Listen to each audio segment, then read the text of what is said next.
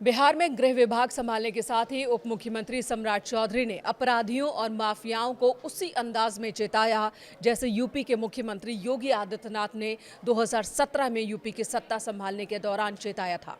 बिहार में योगी मॉडल लागू करने की तैयारी कर ली गई है और इसका असर दिखने भी लगा है। पटना, आरा, मुजफ्फरपुर में बुलडोजर एक्शन शुरू हो चुका है। वहीं पटना में स्टेशन रोड पर सड़क किनारे अवैध अतिक्रमण को हटाने के लिए बुलडोजर से कार्रवाई की गई। सड़क किनारे बनी झोपड़ियों को हटाया गया।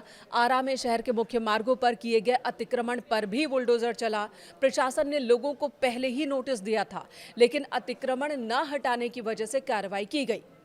वहीं मुजफ्फरपुर में करीब 250 अवैध दुकानों को बुलडोजर से हटा दिया गया। पुलिस फोर्स की मौजूदगी में कार्रवाई की गई है। देखिए, इस बार सत्ता में आने के साथ ही बहुत तेजी से काम शुरू हो गया और यही वजह है कि लोग कह रहे हैं कि योगी मॉडल शुरू हो चुका है बिहार में। सीतामढ़ी में भी पुलिस का बदला हुआ अंदाज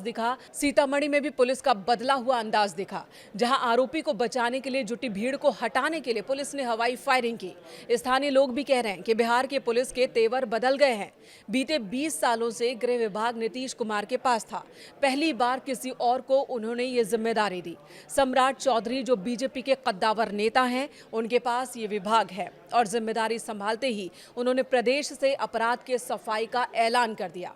उनके विजन पर यूपी के सीएम योगी आदित्यनाथ की झलक साफ साफ दिख रही है। उनकी पहली प्रेस कॉन्फ्रेंस की तुलना सीएम योगी आदित्यनाथ के बयानों से की जा रही है, खासकर 2017 के उस बयान से जब योगी आदित्यनाथ ने सत्ता संभाली थी। उस वक्त के बयानों से उनकी तुलना हो रही है। हालांकि कानून व्यवस्था को दुरुस्त रखना हमेशा ही सीएम योगी की प्राथमिकता होती है। बिहार में चुनाव प्रचार के दौरान सीएम योगी ने अपनी 31 जनसभाओं के दौरान भी लॉ एंड ऑर्डर को ही मुख्य मुद्दा के तौर पर जनता के सामने रखा। यूपी का उदाहरण दिया और इन 31 सीटों में से 28 पर बीजेपी को जीत मिली और यही मायने निकाले गए कि लोग अपराधियों पर जीरो टॉलरेंस की नीति चाहते हैं। उप मुख्यमंत्री और गृह मंत्री सम्राट चौधरी ने कहा कि बिहार में कानून व्यवस्था बनाने में सीएम नीतीश कुमार ने अच्छा काम किया और अब इस काम को और मजबूती से आगे बढ़ाया जाएगा। उन्होंने सख्त लहजे में माफिया और बदमाशों को बिहार छोड़ने की चेतावनी दी। जमीन, बालू और शराब माफिया पर सख्त कार्रवाई की तैयारी की बात कही। एंटी रोमियो स्क्वाड से लेकर बुलडोजर नीति तक सम्राट का संदेश साफ है कि बिहार में अपराधियों की खैर नहीं। उन्होंने कहा कि अब तक 400 माफिया चिन्हित कर लिए गए हैं। अगर कोर्ट का ऑर्डर होगा तो उनकी संपत्ति जब्त की जाएगी, उनके घर पर बुलडोजर चलाया जाएगा। ये नीति ठीक वैसी ही है जैसे यूपी में अपनाई जा रही है, जहां बदमाशों और माफिया की संपत्तियों पर बुलडोजर चल रहा है। यूपी में माफिया मुख्तार अंसारी के कब्जे से मुक्त कराई गई जमीन पर गरीबों के लिए आवास का निर्माण हुआ। कई जगहों पर बुलडोजर एक्शन जारी है। यहां तक कि बुलडोजर को ही कानून व्यवस्था का प्रतीक बना दिया गया। उप मुख्यमंत्री सम्राट चौधरी ने कहा कि स्कूल और कॉलेज के पास विशेष तौर पर पुलिस फोर्स तैनात किया जाएगा ताकि बहन बेटियों को कोई छेड़े नहीं। इस स्क्वाड का नाम एंटी रोमियो स्क्वाड होगा और यही नाम उत्तर प्रदेश में भी इस्तेमाल किया गया है। वहीं जेलों की कड़ी निगरानी की बात भी उन्होंने कही।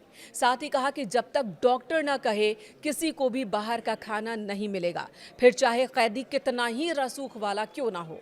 उनके इस फैसले पर भी योगी मॉडल की छाप दिख रही है। सोशल मीडिया को लेकर भी वो सतर्क दिखे। उन्होंने कहा कि सोशल मीडिया पर अगर कोई किसी को गाली भी देता है तब भी कार्रवाई होगी। सम्राट चौधरी ने साफ कहा कि उत्तर प्रदेश की तरह बिहार में भी संगठित अपराध को जड़ से खत्म किया जाएगा और यही वजह है कि लोग भी कह रहे हैं कि बिहार में अब योगी मॉडल के तहत काम होगा। आपको बता दें, तमाम विरोधी आवाज के बीच भी कई राज्यों में बुलडोजर को अपराध पर नकेल कसने के लिए एक हथियार की तरह इस्तेमाल किया जा रहा है और अब बिहार में भी इसका तेजी से इस्तेमाल शुरू हो चुका है।